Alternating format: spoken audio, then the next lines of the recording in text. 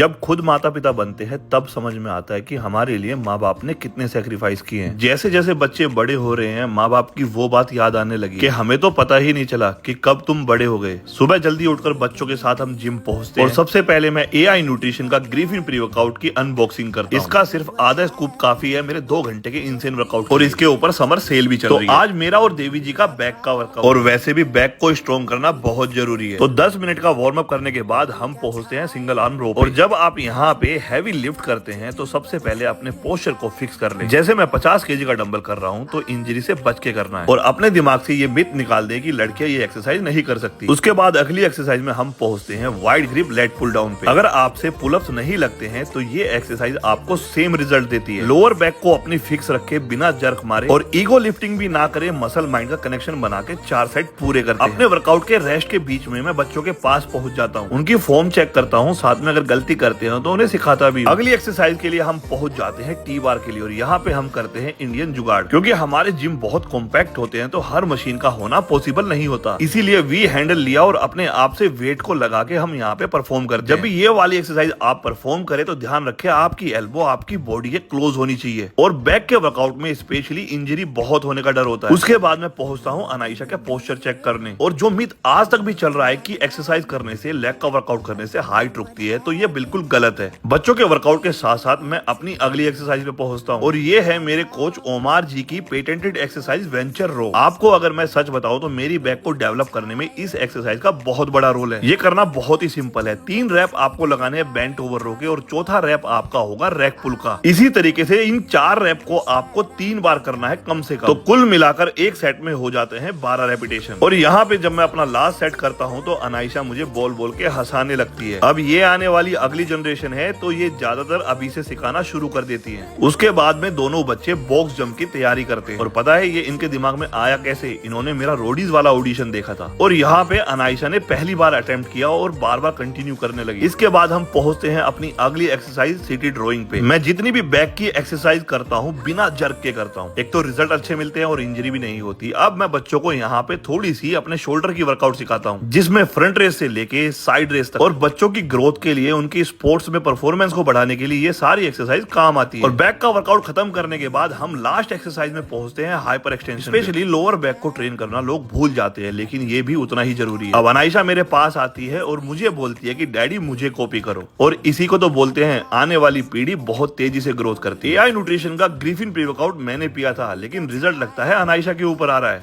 इसकी non stop मस्ती, exercise और फन, ये तीनों में ही लगी रहती है। तो फाइनली 1.5 घंटे से ज्यादा में अपना वर्कआउट फिनिश हो जाता है। और इसके बाद सबसे जो मेन चीज है वो मैं हमेशा कहता हूँ कि बॉडी बनाना और बॉडी को दिखाना दोनों ही अलग चीजें हैं। तो मेरी बॉडी की कंडीशन आपके सामने है, काफी इंप्रूवमेंट है। कल फिर मिलते हैं नए ब्लॉग के साथ।